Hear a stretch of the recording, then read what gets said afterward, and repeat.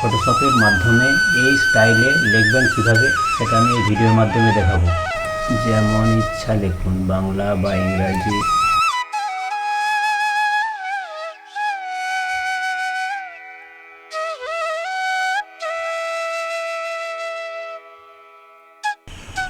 এই লেয়ারটা সিলেক্ট করলাম, এখান থেকে ব্রাশ টুল সিলেক্ট করা আছে। এখানে দেখুন জলের ফোঁটার মতো, এটাকে ছোটো বড়ও করতে পারবেন, যেমন খুশি আপনি ডিজাইন করতে পারবেন। তো এই ধরনের লিখবেন কীভাবে চলুন দেখাই আপনাদের। প্রথমেই আমি ফটোশপ ওপেন করে একটা নিউ পেজ নিয়ে নিয়েছি। এখানে পাশের ট্যাবে দুটি পাতার ছবি আমি এনে রেখেছি। এখন আমি মুভ টুল দ্বারা এই পাতাটির ছবিটি এনে আমি এর উপর রাখছি। তখন টেক্সট টুল সিলেক্ট করে আমি একটা ফন্ট সিলেক্ট করে নিয়েছি। তো এখানে ওয়াটার কথাটি লিখলাম, ওকে বললাম। এখন আমি লেখাটিকে ফ্রি ট্রান্সফর্ম করে সাইজটা পেজের মতো করে অ্যাডজাস্ট করে নিচ্ছি, যে ওকে করছি। এখন এখানে ফিল পার্সেন্টেজ 100 আছে, এটাকে আমি 0% করে দিচ্ছি। এরপর টেক্সট লেয়ারে মাউস রেখে রাইট ক্লিক করলাম, এখান থেকে ব্লেন্ডিং অপশন, এখান থেকে ভেভেল অ্যান্ড ইনবক্সে ক্লিক করলাম। এখানে style, inner bevel, technique, smooth, depth 100%, direction up, size হবে 30। এরপর শেডিংয়ে অ্যাঙ্গেল হবে এটা 30 ডিগ্রি। ইউজ গ্লোবাল লাইট, এটা আনচেক করতে হবে। আর অল্টিটিউড আছে এখানে 30, এটা 70 হবে। এরপর হাইলাইট মোড স্ক্রিন আছে, থাকবে, এটা কালার হোয়াইট থাকবে। ওপাসিটি 80-র কাছাকাছি রাখবেন। শ্যাডো মোড মাল্টিপ্লাই আছে, এটাকে স্ক্রিন করবেন। এর কালার ব্ল্যাক আছে, এটাকেও হোয়াইট করে দেবেন। ওপাসিটি 75 আছে, এটা 60 কাছাকাছি রাখবেন।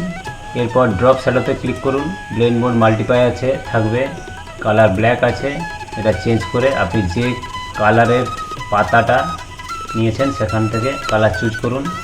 নিচে ডিপ শেড অংশে ক্লিক করুন, দিয়ে ওকে করুন। ওপাসিটি 75% আছে, এটাকে 100% করে দেবো। অ্যাঙ্গেল 30 ডিগ্রি আছে, এটা 60 হবে। ডিস্টেন্স এটা 5 থাকবে। সাইজ 5 আছে, 6 করলাম। এরপর ইনার শ্যাডোতে ক্লিক করলাম। ব্লেন্ড মোড মাল্টিপ্লাই আছে, থাকবে, কালার ব্ল্যাক আছে, এটাকে আবার পাতার কালার করে নিয়ে ডিপ শেড নিয়ে নিলাম, দিয়ে ওকে করছি। ওপাসিটি 75 আছে, এটাকে 100% করে দেবো। ডিস্টেন্স আছে 5, এটা 5ই থাকবে। সাইজ 5 আছে, এটা 6 করলাম। আর অ্যাঙ্গেল 60 ডিগ্রি আছে, 60 থাকবে, দিয়ে ওকে করছি। এখন ওয়াটার টাইপ টেক্সট হয়ে গেছে। এখন আপনি এই লেয়ার রাইট ক্লিক করে লেয়ার স্টাইল কপি করবেন।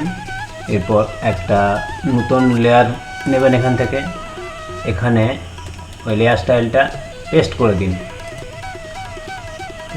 ব্রাশ টুল সিলেক্ট করুন করে এরপর ব্রাশ আপনি যেদিকে যেমনভাবে ঘোরাবেন সেই ধরনের আগেরই মতো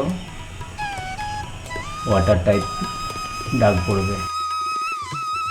আপনি এখান থেকে জলের ফোঁটা তৈরি করতে পারবেন, বড় ছোট করতে পারবেন, ব্রাশের সাইজ আপনার যেমন ইচ্ছা।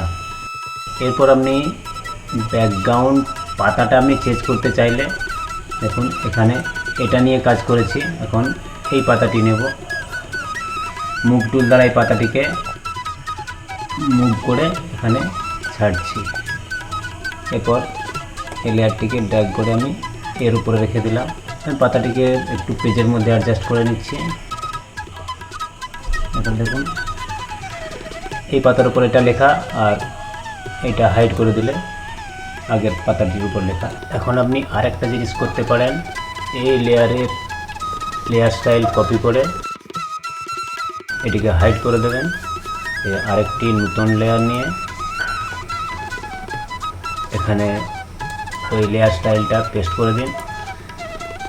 এরপর ব্রাশ টুল সিলেক্ট করুন, করে আপনি এখানে যেমন ইচ্ছা লিখুন, বাংলা বা ইংরাজি, সরু মোটা যেমন ইচ্ছা।